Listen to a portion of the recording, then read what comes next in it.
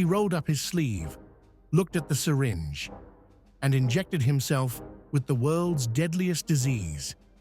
In that moment, one man gambled his life to stop a global killer.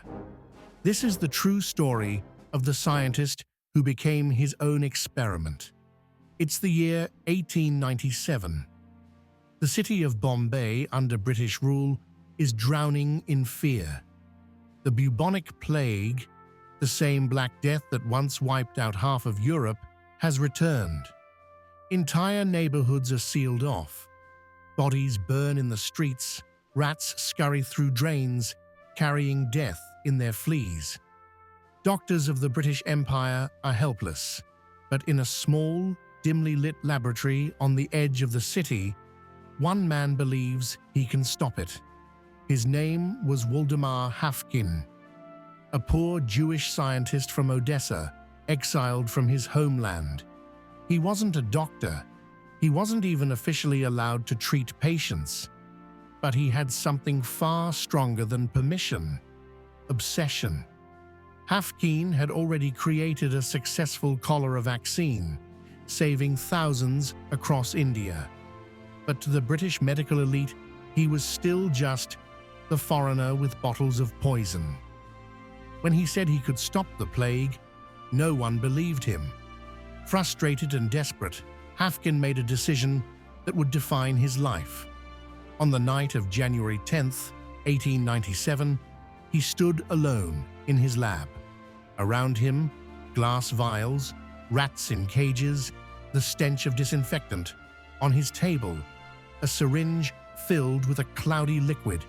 Inside, a live culture of the plague bacterium.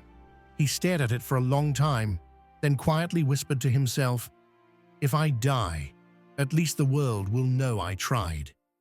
He plunged the needle into his arm. Within hours, his arm swelled and burned with pain. Fever consumed him. For 3 days, Haffkine lay shivering on his cot, sweating, hallucinating, trapped between life and death.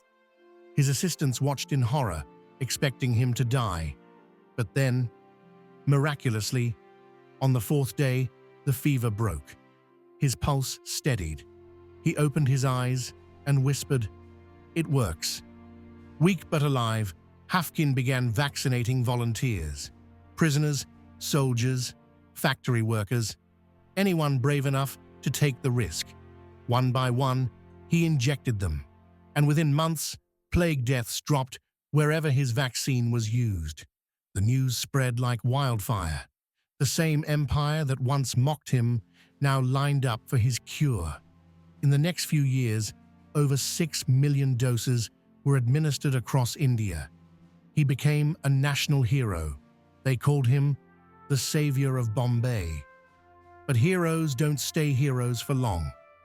In 1902, tragedy struck.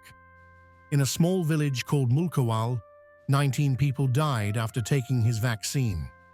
Panic erupted. The British government launched an inquiry. The verdict: contamination. They blamed Haffkine. No proof, no defense, just blame. Overnight, he was dismissed, humiliated, and sent back to London in disgrace. He spent years alone, broke, forgotten, and haunted by what had happened. Finally, in 1907, after 5 years of silence, a new investigation revealed the truth. The contamination had come from a careless assistant, not Haffkine. He was innocent. But by then, the world had already moved on. His laboratory was gone, his legacy stolen. He never returned to India. He lived quietly in France until 1930, the man who once saved millions, dying in near obscurity. Today, few remember his name. Yet every vaccine that protects a life, every doctor who dares to test the impossible, carries a piece of Waldemar Haffkine's courage. He was the man who faced death, not to prove he was right, but to prove the world could be saved. In the history of science, some experiments change the world. Others demand everything from the man who performs them. Waldemar Haffkine, the man who injected himself with the plague, the forgotten hero of vaccines. But Haffkine's story doesn't begin in Bombay.